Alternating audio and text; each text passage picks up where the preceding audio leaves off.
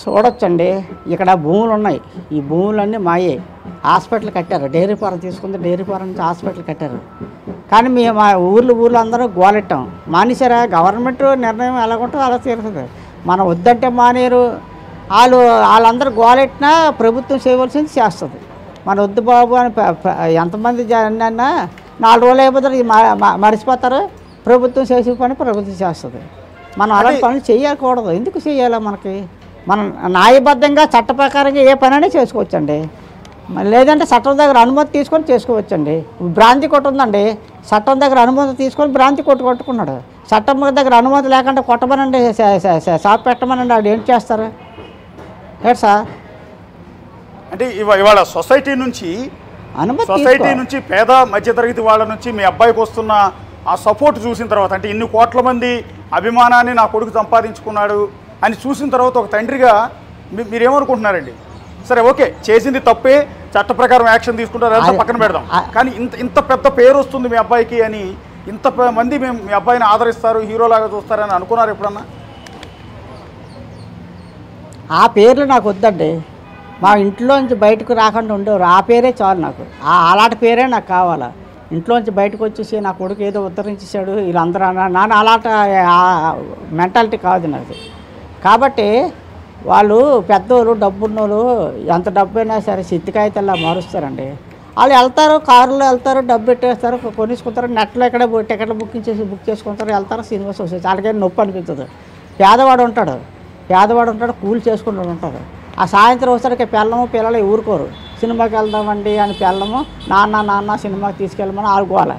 ఈ గోల పడలేక, ఈ ఆర్థిక పరిస్థితి బాగాలేక ఏదో బాధపడి సినిమా తీసుకెళ్తే 1000 రూపాయలు అయిపోతాయి. ఆ 1000 రూపాయలు ఉంటే 4 రోజులు కాయగూరలోనే వస్తాయి కదా అడికి. ఆడంటాడు ఈ బాధ లేకుండా సినిమాలు చూపిస్తారు ఫ్రీగా అని సంతోషిస్తాడు లేబరుడు. ఈ డబ్బున్నోడు మాత్రం ఏడు చేస్తాడు. ఆడికేమో తెలియదు, కష్టం తెలియదు, సుఖం తెలియదు. ఈ డైరెక్టర్లు ఏడు చేస్తారు, 100 కోట్లు ఎట్టేస్తారు, 1000 కోట్లు దింగుతారు. ఏడ్సా? అందుగునండి వాళ్ళకి బాధ అనిపిస్తుంది. అది మింగే డబ్బు ఆడి వల్ల కొంచెం తగ్గిపోతుందని వాళ్ళు బాధపడతారు. ఎవడండి ఎట్టమన్నాడు 100 కోట్లు 1000 కోట్లను?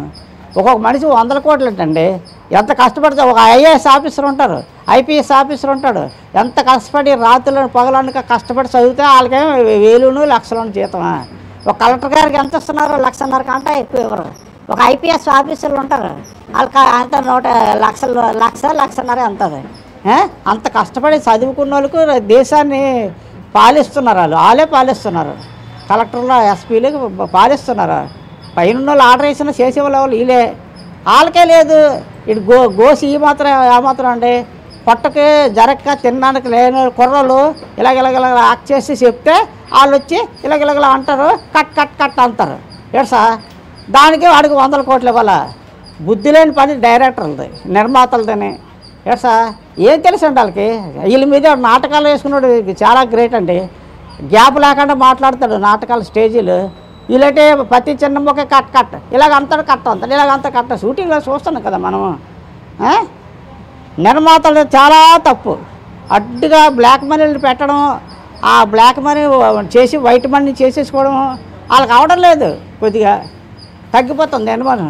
లేకపోతే ఏంటండి, మా మనవరాలు మనం సినిమాకి వెళ్తే అలా థియేటర్లో ఏదో అడిగింది, నాకు కళ్ళు తిరిగాయి. అమ్మ ఇంటికాడ బయటకు వెళ్ళిన తర్వాత కొడుకుందామని బతిమాలి దాన్ని ఒప్పించి బయటకు వచ్చాం.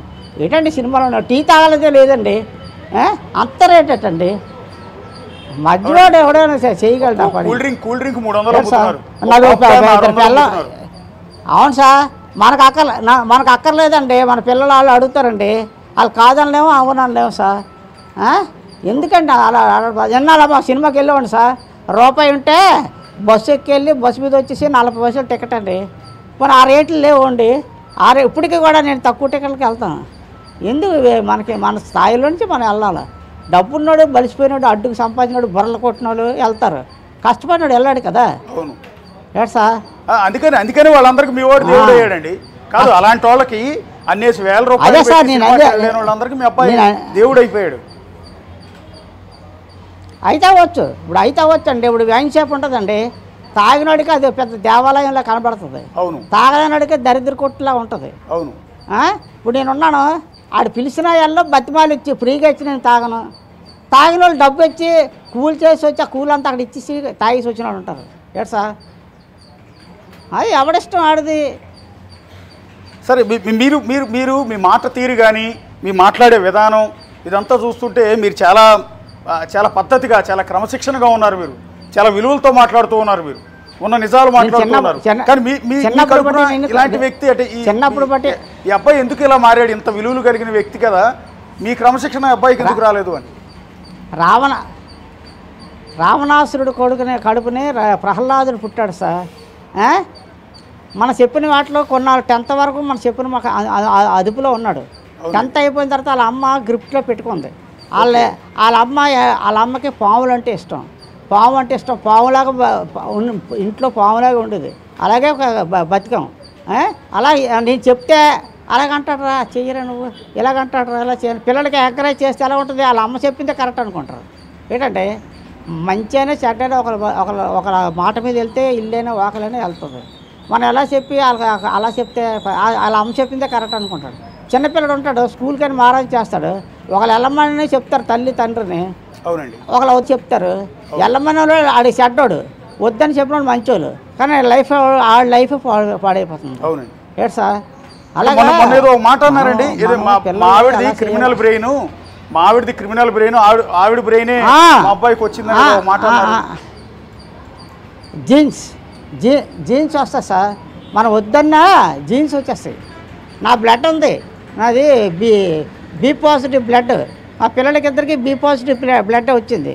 కానీ జీన్స్ బుర్రలోని నెదర్లోని జీన్స్ వచ్చేస్తాయి. ఆ జీన్స్ మరి మనం ఏం చేయలేము. ఆ జీన్స్ని మన చేతిలో లేని పని అది. ఎట్ సార్ అంటే ఎట్లా సార్ మీరు అన్నేళ్ళు కాపురం చేసి పిల్లల్ని కన్నారు, ఆవిడ క్రిమినల్ మైండ్ అని ఎట్లా అంటున్నారు? అంటే ఏదో కారణం ఉండి ఉంటుంది కదా. పడ్డాను నేను బాధలు పడ్డాను సార్, కొన్ని సంవత్సరాలు పడ్డాను సార్ బాధలు. ఆ దరిద్రం తల్లించి దిగిపోయింది. నాకు శాస్త్ర వచ్చిందని సార్. తినకపోయినప్పుడు ఫస్ట్ పెళ్ళం ఉండి ఏంది సార్ ఉపయోగం లేని పెళ్ళము. టైంకి అన్నం ఉండదండి. నేను మగోడిని కదా, ఒంటిపి చేసి ఊరుకుంటుంది కదండి. నేను మగోడిని కదా, మనిషిని కదా. రేట్ సార్ మీకు అన్ని వివరాలు చెప్పగల అప్పుడు ఆ లైవ్లో. అవునండి. Okay okay. మరి అవన్నీ పెద్ద మనుషులు చెప్పారు, అవన్నీ పెద్ద మనుషులు చెప్పానండి. నేను చెడ్డోడిని. రేట్ సార్ నువ్వు అన్నీ చెప్తావా, నువ్వు పెద్దోడిని చెప్పకుండా ఎన్ని సంవత్సరాలు ఉండాలి? 40 సంవత్సరాలు ఉన్నాను చెప్పకుండా. ఎన్నాళ్ళు ఆకలితో ఉండాలి, అన్నిటికీ ఇబ్బంది పడి ఎన్నాళ్ళు ఉండాలి. ఉండి బాధపడి కంట లేకుండా బాధపడితే హ్యాపీ సార్. ఇప్పుడు పస్తులు ఉంటున్నాను, హ్యాపీగా ఉంటున్నాను. అమ్మయ్యా ఆ దరిద్రం లేదు మనకి. కానీ అంటే మీ అబ్బాయి 100 కోట్లు సంపాదించాడని చెప్తున్నారు కదండి ఈ బెట్టింగ్ యాప్ల ద్వారా. మీకేం డబ్బులు పంపించలేదా తండ్రికి ఎప్పుడు? ఆడు పంపించలేదు.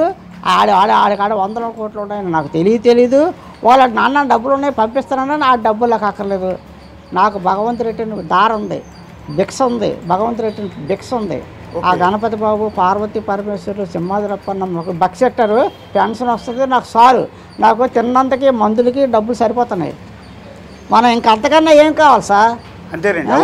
ఇప్పుడు రాజకీయ నాయకులు ఉన్నారు తమిళనాడు, మనకు అందరికీ తెలుసు. ఓపెన్గా మనకెందుకు, ఒక స్త్రీ బోల్డ్ అంత సంపాదించింది, ₹1 పట్టుకెళ్ళలేదు ఆవిడ. కొన్ని వేల లక్షలు, కొన్ని 100 లక్షలు సంపాదించింది. ఏమి ₹1 పట్టుకెళ్ళింది ఆవిడ. అవన్నీ ప్రజల పాలు అయిపోయింది. ఎందుకు మన తిన్నంతకు లోటు లేకపోతే చాలు సార్.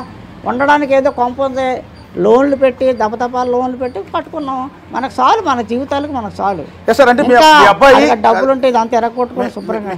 మీ అబ్బాయి వేరే దేశంలో ఉన్నంతకాలం అతన్ని ఎవరు పట్టుకోలేకపోయారు, పోలీసుల వల్ల కూడా కాలేదండి.